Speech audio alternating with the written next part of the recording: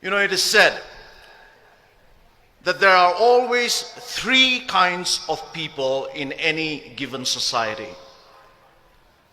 This threefold distinction has been noted and made by notable sociologists and public intellectuals. But this threefold distinction of the three kinds of people, it was first identified and first stated by the supporters and founders of democracy in ancient Greece. For the Greek people, the people who in many ways gave us the modern civilized world, for the Greek people, the first kind of people in any given society are the idiots. For the Greeks, the idiot is not necessarily someone who is mentally deficient. Rather, for ancient Greek people, the idiot, they said, is someone who is a totally private person, a totally self-centered person, and a totally selfish person. They called him the idiot. The idiot, he is always out for his personal gain and his personal interests. He does not have a public philosophy. He has no knowledge, no skill, no character, and no virtues to be able to live and to be able to contribute in a flourishing society and community. He's all out for his personal pleasures and for his personal treasures.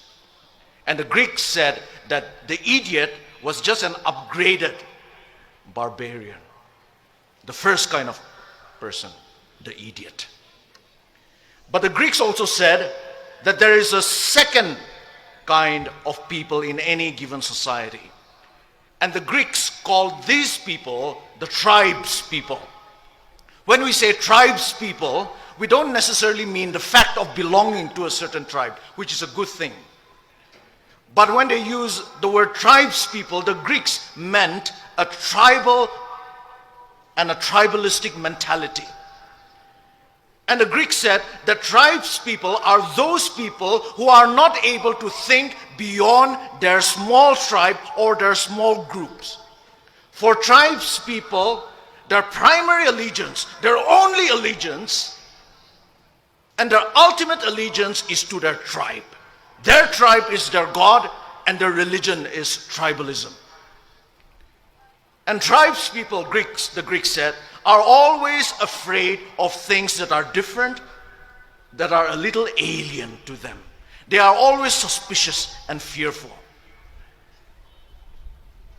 And they always dealt with different people and difficult situations with intimidation, with force, and with violence. And the Greeks also said that the ideal person for tribes people is the warrior, because tribes people are a war-making people. Their ideal is the warrior. But it was not so for the Greeks. For the Greeks, there was another kind of people, another kind of a person, and that was the ideal person. And the Greeks called this ideal person the citizen. The citizen. And here when we use the word citizen, we are not talking about legal status or political status. We are talking about the idea and the ideal of citizenship. And who is the citizen? The citizen, according to the Greeks, is someone who has the skills and the knowledge to live a public life, who is able to live a life of civility. The citizen recognizes that he or she is a member of a commonwealth and thus strives for the common good. That is the citizen. The citizen, yes, he or she knows his or her rights in a society. But he or she also knows his or her responsibilities to society. The citizen can fight for his rights, but always with an awareness of and with a respect for the rights and interests of others, of their neighbors. of the smallest of minorities, and of the worst of their enemies. And it is citizens, the Greeks said, that make up a civilized society. Because citizens settle their differences with civility. So they produce a civilized society. A society that truly lives up to the meaning of the name society. Society literally means friendship and friendliness. That is the threefold distinction that the Greeks have given us. That is the choice that each and every individual, wherever he or she may be, has to make in a society.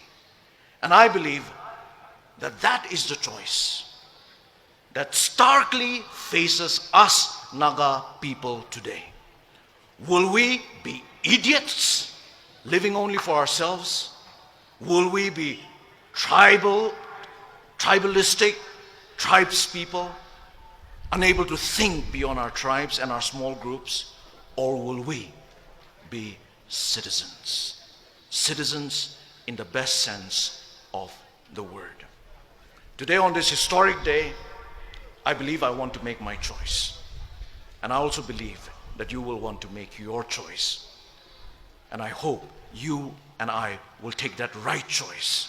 And it is with that hope that I want to finally address you, ladies and gentlemen, as my fellow Naga citizens. May God bless you, and may God bless our Naga people. Thank you. Thank you, Dr. Kevichuse.